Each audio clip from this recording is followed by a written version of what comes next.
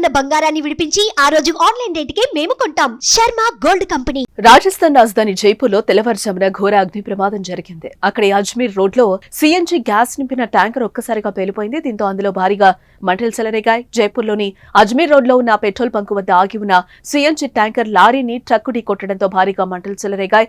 క్షణాల్లోనే మంటలు ట్యాంకర్ నుంచి పక్కనే వాహనాలకు వ్యాపించడంతో దాదాపు 40 వాహనాలు మంటల్లో కాలిపోయాయి. ఈ ప్రమాదంలో 6 అక్కడికక్కడే సజీవ దహనం కాగా దాదాపు 20 మందికి పైగా గాయపడినట్టుగా తెలుస్తోంది. అగ్ని ప్రమాద సమాచారం తెలుసుకున్న వెంటనే ఘటనా స్థలానికి ఫైర్ టెండర్లు చేరుకున్నాయి. ఘటనా స్థలంలో 20 ఫైర్ ఇంజన్ల సాయంతో మంటలను ఆర్పేశారు. మరోపక్క అగ్ని ప్రమాదం కారణంగా ఆకాశంలో నల్లటి పొగలు కమ్ముకున్నాయి. దీంతో పక్కనే ఉన్న రహదారిపై భారీగా ట్రాఫిక్ జామ్ ఏర్పడింది. ఇక దీనికి సంబంధించిన వీడియో సోషల్ మీడియాలో చక్కర్లు కొడుతోంది. ఇక ప్రమాదంలో గాయపడిన వారిని సవాయ్ మాన్సింగ్ ఆసుపత్రిలోని అత్యవసర వార్డుకు తరలించి చికిత్స అందిస్తున్నారు. రాజస్థాన్ ముఖ్యమంత్రి భజన్ లాల్ శర్మ సవాయ్ మాన్సింగ్ ఆసుపత్రిని సందర్శించి గాయపడిన వారికి మెరుగైన చికిత్స అందించాలని అధికారులను ఆదేశించారు.